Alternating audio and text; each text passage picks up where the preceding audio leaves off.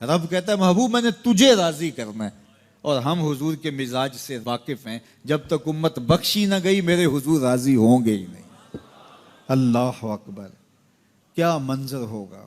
اللہ تعالیٰ محبوب کو راضی کرنا چاہے گا، اور پھر محبوب اتنے لوگوں کی شفاعت کریں گے کہ اللہ تعالیٰ کہے گا اردیت یا محمد صلی اللہ علیہ وسلم، محبوب کیا آپ راضی ہو گئے ہیں؟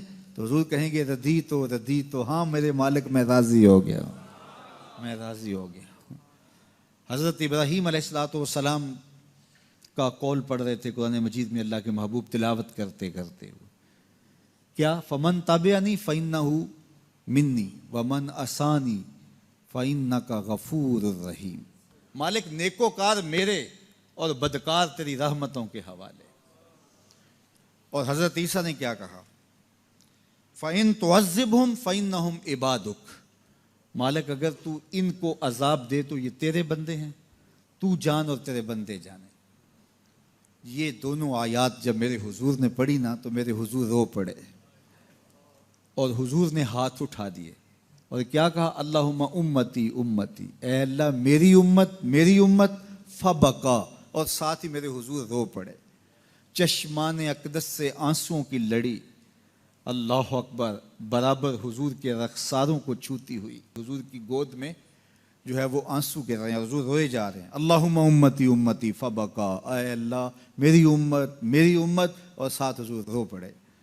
اللہ تعالیٰ نے فرمایا یا جبریل اذهب الی محمد وسل ما یبکیہ وربک عالم، جبریل جلدی جا میرے محبوب سے پوچھ روئے کیوں ہو، وسل ما یبکیہ، جا کے میرے محبوب سے پوچھ کے آ محبوب کیوں روئے ہو، وربک عالم، جبریل سنو تیرا رب جانتا بھی ہے محبوب کیوں رویا ہے، لیکن تو بھی تو پوچھ کے آنا، پروٹوکول ہے محبوب کا۔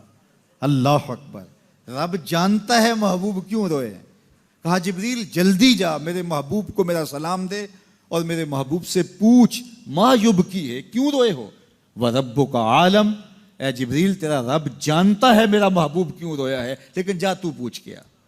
جبریل حاضر خدمت ہوئے اور کہا رب سلام دیتا ہے، اور رب فرماتا ہے محبوب کیوں روئے ہو، کیا ہوا؟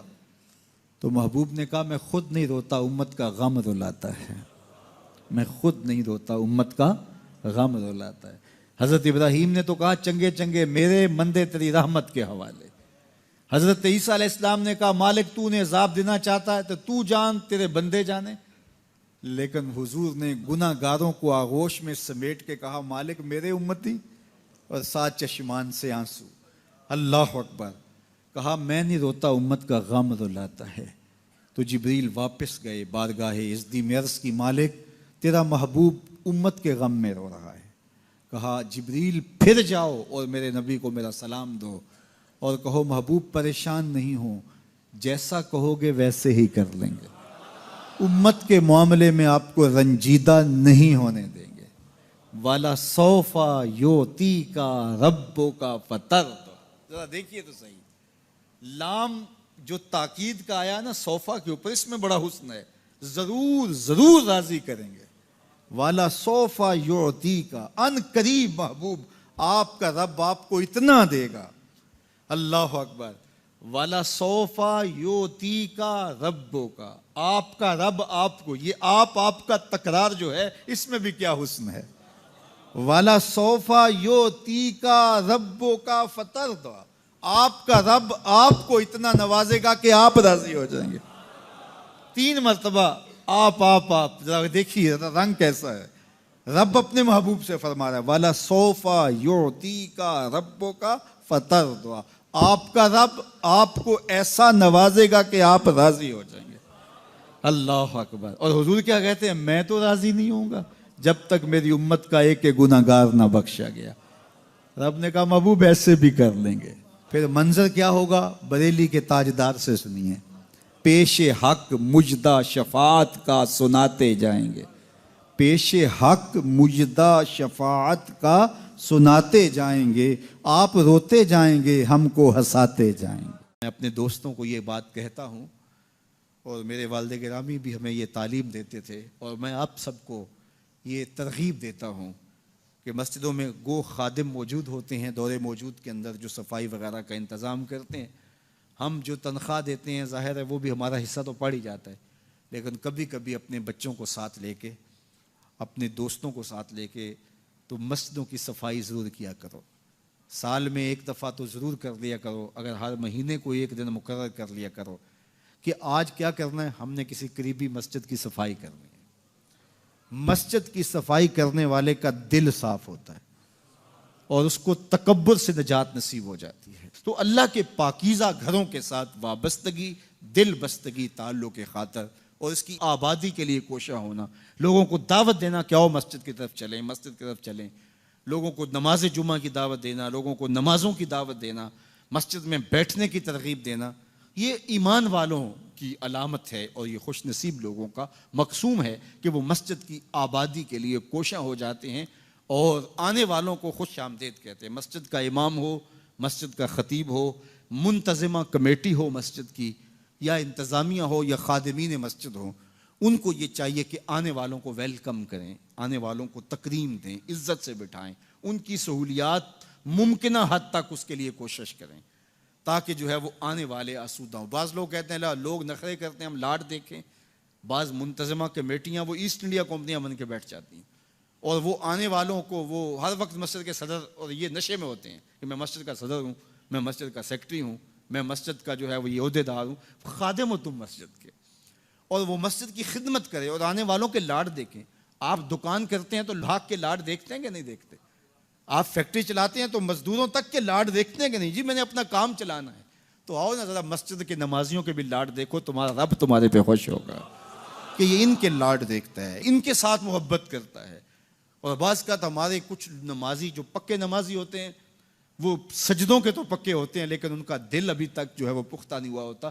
وہ اس زوم میں ہوتے ہیں کہ ہم نمازی ہیں اور نئے آنے والوں کو تنقید کا ہدف بناتے ہیں، نئے آنے والوں کو تنقید کے نشانے پہ رکھ لیتے ہیں. یہ بعض کا یار موبائل ہی کھلا رہ جائے اور کسی کا بجنے لگ جائے، یہ کسی نے جان بوجھ کے تھوڑا کھلا رکھا ہوتا ہے، یہ غلطی سے رہ گیا تو موبائل بجنے لگ جائے تو یوں گور کے دیکھتے ہیں جس طرح اس کو کھا ہی جائیں گے. میاں ایسا نہیں ہے. مسجد نبوی سے بھی کوئی مقدس جگہ ہو سکتی ہے. اللہ کے محبوب تشریف فرماتے، صحابہ بھی جلوہ فراز تھے. ایک دیہاتی آیا، بدو تھا، اس کو آداب کا پتہ نہیں تھا، وہ مسجد کے اندر پیشاب کرنے بیٹھ گیا.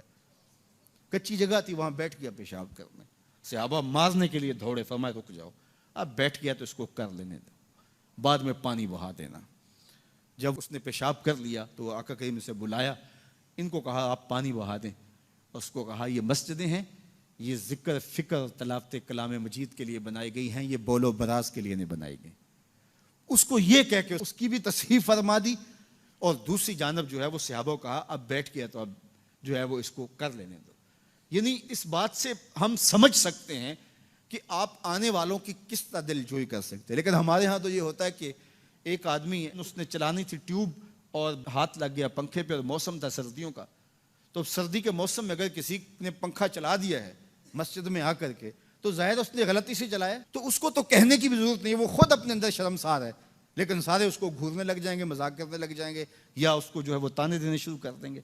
تو یہ رویہ، یہ شریعت ایسے رویے کی اجازت نہیں دیتی.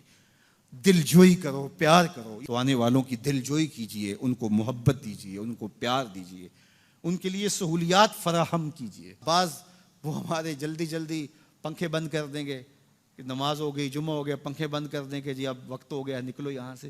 مسجدوں کو کشادہ رکھیں، کشادہ دل لوگوں کے ہاتھوں میں مسجدوں کا نظم و نسق دیں جو کشادہ مزاج کے ہوں اور جو لوگوں کے لیے سہولیات فراہم کریں. اللہ کے گھر آباد ہوں، مسجدوں کی تعمیر، مسجدوں کی تزئین اور مسجدوں کے ساتھ وابستگی، مسجدوں کے ساتھ دل بستگی، یہ اہل ایمان کی علامت ہے. جس طرح نمازیں ہماری رمضان المبارک میں فرض تھیں ہمارے اوپر، رمضان المبارک کے گزرنے کے بعد بھی ایسے فرض ہیں. جس طرح جمعۃ المبارک کا اہتمام رمضان میں ہم کرتے تھے، ماہ صیام کے گزرنے کے بعد بھی اسی طرح ہمارے اوپر جمعہ فرض ہے. تو ہمارے ہاں یہ جو کلچر ہے کہ رمضان المبارک کے بعد نمازی سکڑ جاتے ہیں، تو اس کلچر کو ختم ہونا چاہیے. اسی طرح سے نمازوں کا تسلسل رہے اور نماز جمعہ کا تسلسل رہے. پاک کے ہر گوشے میں قرآن سنا کر دم لینا اب رکنا نہیں، اب تھمنا نہیں، فردوس میں جا کر دم لینا، آفاق کے ہر ہر گوشے میں قرآن سنا کر دم لینا، اب رکنا نہیں، اب تھمنا نہیں۔